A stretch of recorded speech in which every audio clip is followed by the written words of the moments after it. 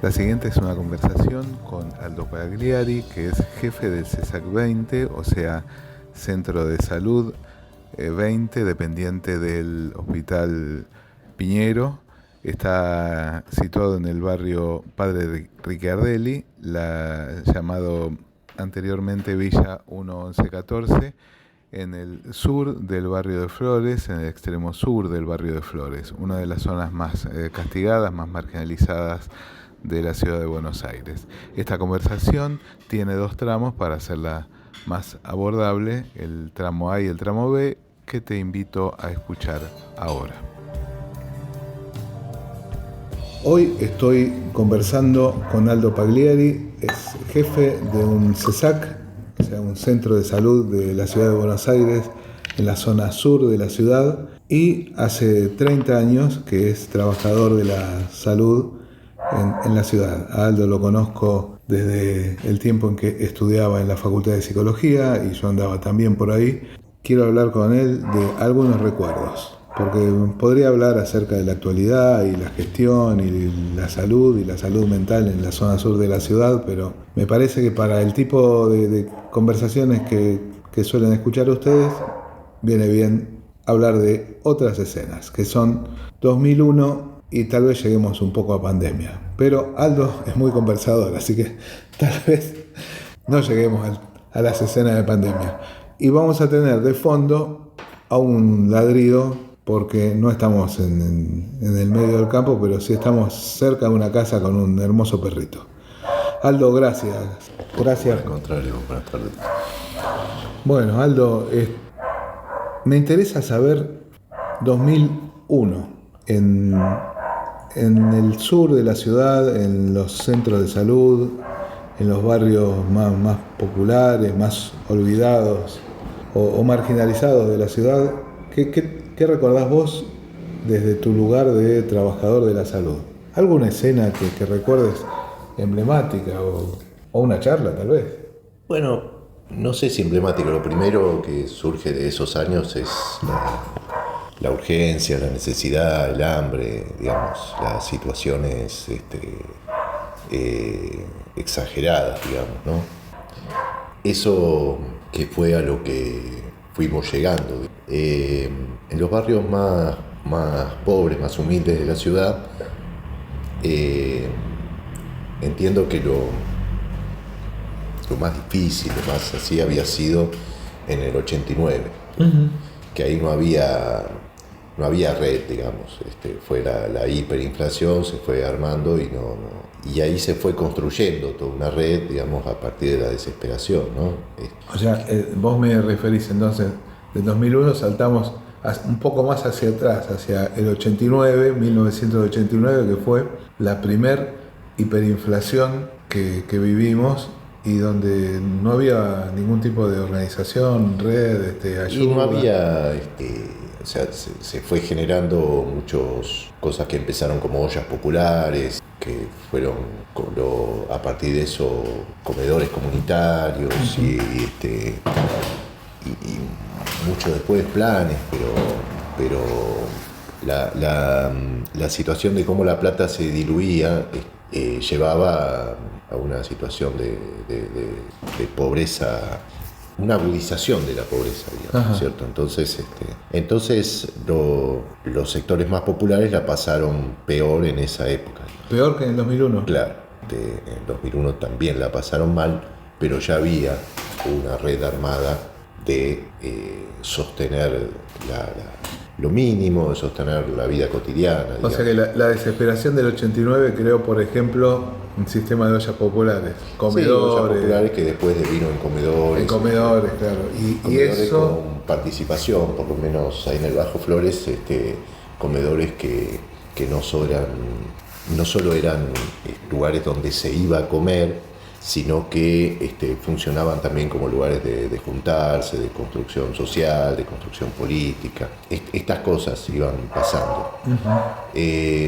En 2001 quien la pasó peor justamente fue los sectores que fueron cayendo desde los sectores medios, digamos, medio bajo, y eso, que no tenían esa red de contención. Entonces, claro, a los hospitales, a los centros de salud, llegaba con más poder, digamos, esos sectores que desplazaban a los sectores más humildes, digamos. Y entonces era una población nueva para todo eso, para todos esos lugares, Sí, digamos, sí. y no tenía esa costumbre de la comensalidad comunitaria. Había un montón de cosas que son golpes, no solo, o sea, de la necesidad de satisfacer las necesidades, sino de la cuestión, vamos a decir, del orgullo, la cuestión narcisista de verse cayendo, digamos. Sí, sí, sí, cayendo, mirarse al espejo y no reconocerse en esa claro, situación. cayendo socialmente, que eso es muy terrible, digamos. Ajá. Por eso digo, o sea, los otros ya estaban embromados, estuvieron peor, y después ocurrió, se fue sumando gente, digamos, ¿no? Porque además, en los 90 pasamos de esa situación de pobreza, de una agudización de la situación de pobreza con la hiperinflación por la licuación del dinero, digamos, a una pobreza ya estructural, digamos, ¿no? Que sería... O sea, asentada, afianzada, Claro, como tal. Ya... exactamente, pasamos de que en el 89 no era tan grande la desocupación, a después pasamos a una desocupación de 2 dígitos, digamos. Claro, sí, sí, sí. A gente sí. que ya... Pasamos el 20% de desocupación. Claro. Y creo que la indigencia también fue muy, muy, muy alta. Pero Y entonces ahí empezó toda esta situación de que los pobres fueron mucho más pobres y los ricos mucho más ricos, digamos, ¿no? O sea, y los sectores medios dejaron un poco de ser medios, claro, una parte por lo en menos. esa época sí, Ajá. después volvieron a crecer a partir de 2003, ¿no es cierto? Bien, y claro, tal vez también por una cuestión de ubicación social, yo recuerdo especialmente el 2001, tal vez por eso mismo, por lo que vos estás diciendo, y recuerdo un fenómeno sí, diferente. Es cierto, en el 89 había más empleo, mucho más empleo. Sí, había empleo. Tal vez más parecido a la situación en que terminó el último gobierno, ahora en diciembre del 2023. No, ni punto de comparación. ¿No? No, ni punto de comparación, no. Digamos, hay una idea que se genera en los medios, que los sectores dominantes intentan Comparar. hacer, pero no tiene ni punto de comparación. Uh-huh. Primero que aquello es una inflación de a veces el 200% Sí, diario. sí, digamos, a eso lo ¿cierto? recuerdo. O sea, Recuerdo que mientras estabas en la góndola eligiendo Sí, por eso no tiene ni punto el de artículo, comparación. estaban cambiando el precio. Por eso, no tiene ni punto de comparación, y la situación de pobreza y de hambre que había no tiene ni punto de comparación, que fue una decisión política de llevar hasta esa situación para que entonces después, claro, terminás aceptando cualquier cosa y así se... La doctrina de shock. Claro, Sí. exactamente. Claro, recuerdo, tal vez hay algunos seguidores que están fuera de Argentina, pero lo interesante es que en aquel momento había un sector político que pedía a los acreedores internacionales, incluido el Fondo Monetario, que no le renueve las deudas al gobierno de Alfonsín. O sea, que lo desfinancie abruptamente. Y ocurrió. Lo mismo que hicieron con Guzmán. Sí, sí. Y recuerdo, me refería en realidad al 89 en lo que hace a la densidad del empleo, porque había empleo. Claro. Había empleo.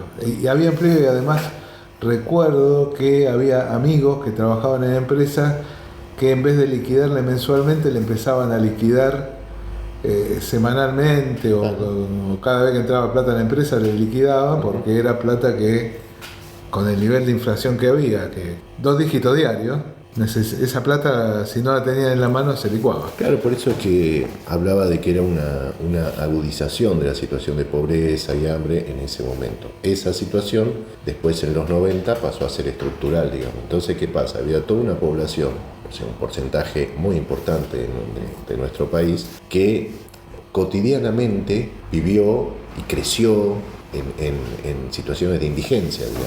Sí, sí. Entonces, no puedes decir cómo te acostumbras que la vida es así, digamos. Sí, sí, sí, te acostumbras a que la vida es así. Entonces, es una gran definición. Entonces hay una situación de sometimiento a eso, digamos.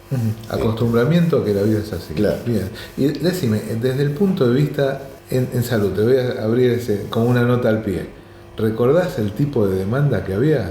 Por un lado, hay justamente mucha demanda de cuestiones, de resolver cuestiones mucho más urgentes, ¿no? Como medicaciones imposibles de comprar por otro lado, leche, algún plan, alguna cosa, pero situaciones muy desgarradoras. Ahí estamos hablando de 2001, ya, o del 80. Sí, todo ese tiempo, Todas esas, todo ese periodo. tiempo, todos los 90, porque Sí. todos los 90. O sea, todos los 90 fue una caída y un acostumbramiento a aquella situación. Claro. Y la demanda entonces se centraba en estas urgencias casi de supervivencia, porque un remedio que no se podía comprar, bueno, seguramente conozco algunos movimientos del centro de salud que los profesionales suelen llevar las muestras. Sí, después eso fue cambiando, al menos en la ciudad, pero en ese momento era justamente no había, digamos, ¿no? Era una carencia, digamos. Fue todo lineal, había momentos donde fue como peor la situación, otras que se estabilizaba un poco, pero la estabilización fue allá abajo, eso es lo que quiero decir, digamos. O sea, entonces, que la demanda de estabilización se cumplió, pero bien abajito. Claro, eso es lo que... entonces después, recordemos que había justamente eso, como vos decías, los 2 dígitos de desocupación, mucha gente que directamente... En realidad los dígitos largos, era más del 20%. Por eso, directamente gente que ni buscaba trabajo porque era imposible de conseguir, pero además porque no tenía ni dinero para movilizarse, digamos, ni mucho menos para ir a comprar un diario, que en esa época había que comprar diario, no había internet, digamos. Había que comprar diario para ver los clasificados para buscar trabajo. Por eso, entonces después llegó a situaciones de agudización mucho más fuerte y justamente estalla con el 2001, digamos. En 2001, para recordar, los organismos internacionales, contra todo lo que venían haciendo antes, decidieron cortarle el grifo al suministro estrella. Claro. Con lo cual el mecanismo que existía, que era la convertibilidad a un peso o un dólar, dejaba de tener sustento y por lo tanto, vamos a decirlo con claridad, dejaron de emitir y no había circulante. No había plata circulante, claro, en la calle. O sea, ni para changa. Y creo que fue bastante, si bien venía una pendiente, ese momento fue una bajada aún más abrupta.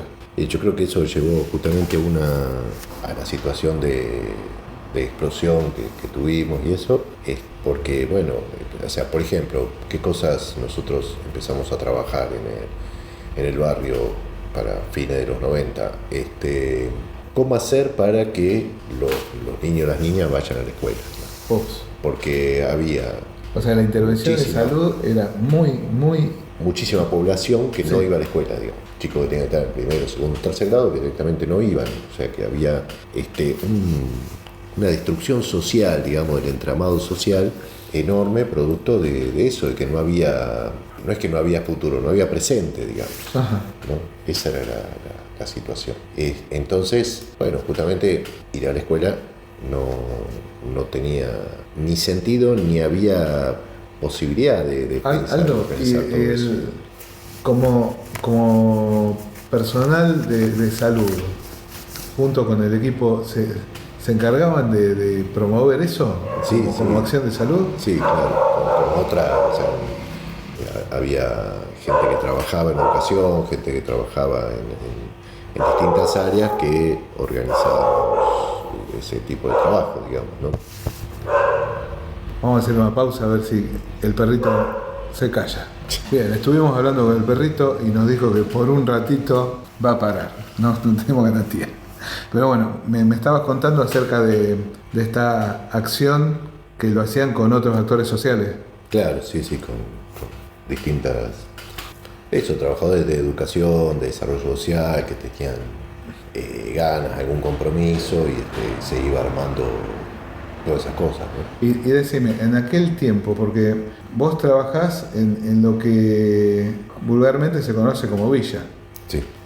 O sea, en Villa Miseria, un barrio precario del sur de la ciudad de Buenos Aires. Y actualmente están urbanizados. Mi pregunta es para llevarte a aquel momento, si hay más o menos en aquel momento, o sea, 89 y 2001. No, sí ¿Había? fue cambiando mucho. O sea, no se hizo el proceso de urbanización que debió hacerse, que hay una ley para eso. Ajá. Y todo eso no se hizo. Pero sí, la situación social, económica cambió y entonces ya las casas son de material, ya las calles son ¿En el 89 era así? No, en el 89 todo era de tierra, las casillas eran de chapa, de cartón, de lo que hubiera, la canilla era pública, había pozo ciego, la luz era engancharse, bueno, todas esas cosas fueron distintos procesos donde fue cambiando, Bien. pero no es que hay una urbanización como hubo en otras villas que se hizo un barrio de eso. Y en el 2001 Sí, se estaba... un intermedio. Ajá. Un intermedio. Y ahora, digamos, de los 2000 hasta ahora, la situación en esos barrios estructuralmente, digo, Sí, ¿cambió algo? Cambió mucho. La ciudad cambió muchísimo. Porque fue cambiando muchas cosas, digamos. Y fue cambiando, fueron muchos años también que cambió la situación económica de la gente. Bueno, en especial, digamos, a partir de 2000, en 2002 se abrió, digamos, el tema de los planes, se democratizó de alguna manera, porque antes eran cosas que usaban los punteros y eso, ahí hubo planes jefa para todos, digamos. Y a partir del 2003 empezó a haber generación de empleo genuino y después estuvo lo que cambió, eso cambió mucho la situación de la gente más pobre, pero el tema de la asignación universal por hijo, tener un ingreso de plata fijo, o sea, todos los meses tenerlo, eso cambió muchísimo la situación de la gente más pobre, digamos. Ajá. Hay gente que aún no hace tanto decía que tienen hijos para tener la asignación. Bueno, pueden pensar muchas cosas, pero digo, de no tener nunca un peso, digamos, a tener todos los meses una cantidad de plata, bueno, te cambia la vida, digamos. Y cambió sustantivamente la cantidad de chicos por casa en esos años. No, hace unos cuantos años que la cantidad de nacimientos en la ciudad va bajando. ¿También en esos barrios? Sí, por supuesto, también en esos barrios, a partir de todas las políticas de trabajo, salud reproductiva. Ajá. Ahí tienen algo que ver, seguro.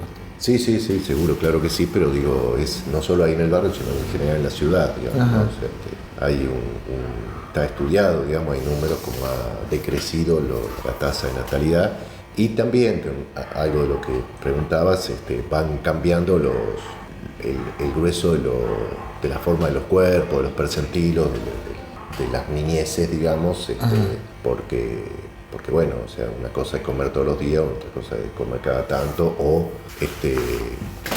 la riqueza de qué se come, digamos. Seguimos en el tramo B.